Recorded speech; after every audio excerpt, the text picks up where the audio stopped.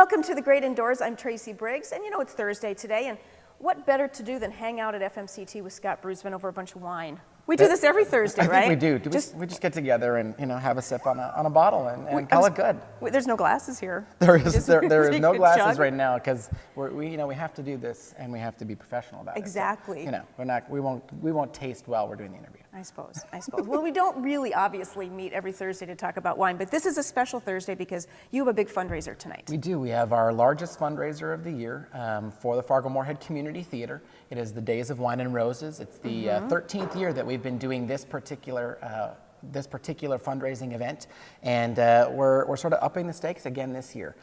In 2009, we moved over here to the theater after being in banquet halls across the community, and really wanted to showcase what we have here in the theater. And this year's even more special because we have our Catherine Kilbourne Burgum Pavilion that we're going to be able to do some tastings in as well. That's awesome. And this is where we're right here in the Catherine Kilbourne Burgum Pavilion, and it's almost hard to imagine the theater without it now because it's so seamless in how it just fits here. Yes. It's beautiful. And the energy of this space, you walk in and you feel like you're coming to a real theater, a legit theater. You walk into a Guthrie space and you know that you're coming into a place that's ready to do high theater and high quality art. And thank you to the gifts of Catherine Kilbourne Burgum and her trust. Was able to finish this off where before it was open air and it's sort of an awkward entrance to the theater, and this just really solidifies sort of what we're about is producing high quality community theater, and this just adds that extra ambiance when you come in. And so tonight, great wines, some great desserts, great foods. Yes. You are accepting tickets or walk-ups, right? Yes. So people can still buy, even though the tickets have sold. It's going well, but you can still come up to the door tonight definitely. and get these tickets. You can get them at the door. They're $30 at the door. If you call throughout the day today, they're only $25. So it's an incentive to call before the actual event. However, you can just walk right up and purchase your tickets. And we are so fortunate to have partnered again this year with Happy Harry's. They are the primary wine tasting sponsor. We also have Ed Phillips and Sons and Johnson Brothers who are providing as the distributors, having a lot of their wines here as a tasting. And again, like you said, we have great appetizers. Our warm-up is going to be provided by Great Harvest Bread Company. And then we have a dessert bar that's going to really be rivaled. I think we're going to set a new bar as far as that's concerned this year. And, the aesthetics, we're bringing in a local event planner. She is out of Rustic Trunk.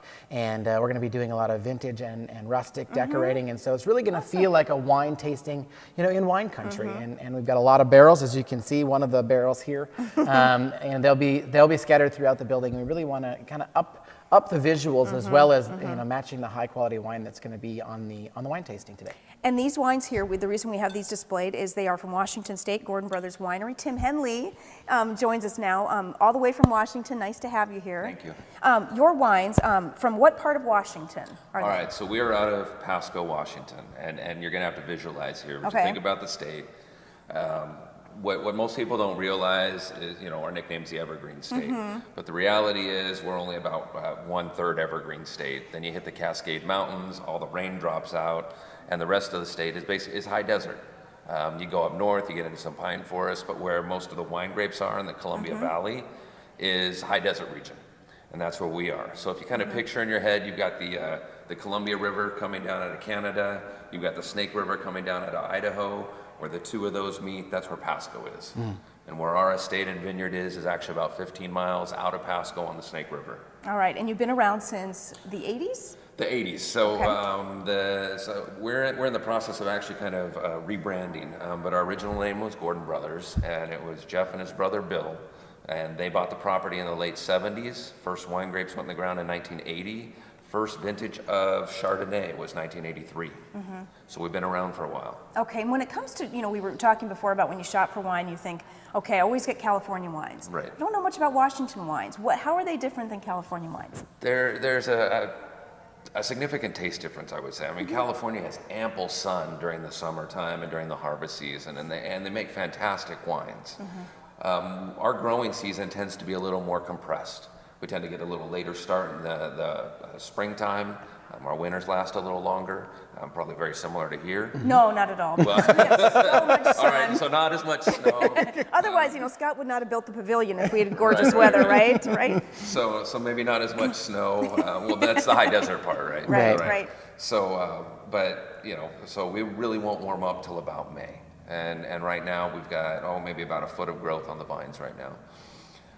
But during the peak of summer, right now, we have over an hour more sunlight than they do in California. Oh, okay. So it really helps the vines to catch up. And ironically enough, we end up starting harvest at a very similar time in September to California. All right, and I'm going to ask you a tough question because obviously you have all sorts of varieties of wine here. You have to tell me what your favorite one is. Oh, no, that's not fair. Is that at all. not? Everybody says that's like picking my favorite child, but I'm asking you to do that. Okay. I mean, it depends on the night. So tonight, what's my favorite wine?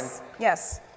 Well, we haven't tasted them yet, so I can't tell you what my favorite is. Well, Scott, where are the glasses? We could, we could open, but again, Tracy, we just, we're saving it. It's the anticipation for tonight when we open up these, we uncork them and we start pouring, and that's why we're really grateful to have Tim here, is because he's going to be able to, do sort of these one-on-one conversations with people who come up to the table. They'll be tasting his wines, if he's here, because he also likes the beers as well, from what I'm told, and there's going to be some beer tasting too, but that's the great part about this, is that having the winemaker here at the wine tasting is so that they can talk about it. What is this? What's the difference between this bottle that we're opening tonight and one that's going to be opened in a year from now?